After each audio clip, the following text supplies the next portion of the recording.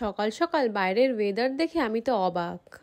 রোজ ঘুম থেকে ওঠার তুলনায় আজকে প্রায় অনেকটাই তাড়াতাড়ি উঠে গেছিলাম। তখন বাজে 7টা। উঠে চোখ মুখ ধুয়ে ওপরে গিয়ে সব জানলা দরজাগুলো খুলে দিলাম, কারণ আজ থেকে আমি যোগা ক্লাস স্টার্ট করব। ফ্রেশ হয়ে ভোরে ভোরে জল খেয়ে বসে পড়লাম ক্লাস করতে। আমি যার কাছে ক্লাস করি তার কাছে একদিন ক্লাস করেই বুঝে গেছি দিদি কিন্তু অনেক ভালো। তোমরা চাইলে দিদির কাছে অবশ্যই জয়েন করতে পারো। ক্লাস তো হয়ে গেছে, এবার নিচে যাওয়ার সময় লক্ষ্য করে দেখলাম গাছে অনেকগুলো আম এসছে, দেখো।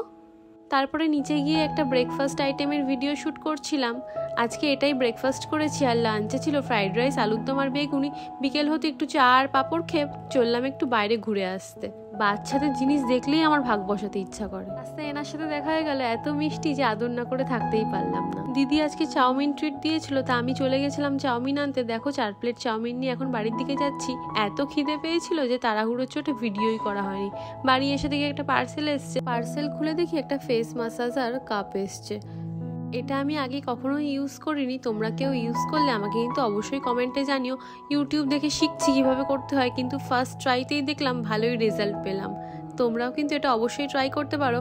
আর ভাবছি একটা 40 ডেজ চ্যালেঞ্জ করব তোমাদের সাথে। সেই ভিডিওটায় আমার সারাদিনের স্কিন কেয়ার আর সারাদিনে কী কী খাওয়া দাওয়া করি সেটাই তোমাদের সাথে শেয়ার করব। যাই হোক, পার্সেলটার ওয়েস্ট হয়নি, জিনিসটা খুব ভালোই রেজাল্ট দিয়েছে। আজকে এতটাই, টাটা।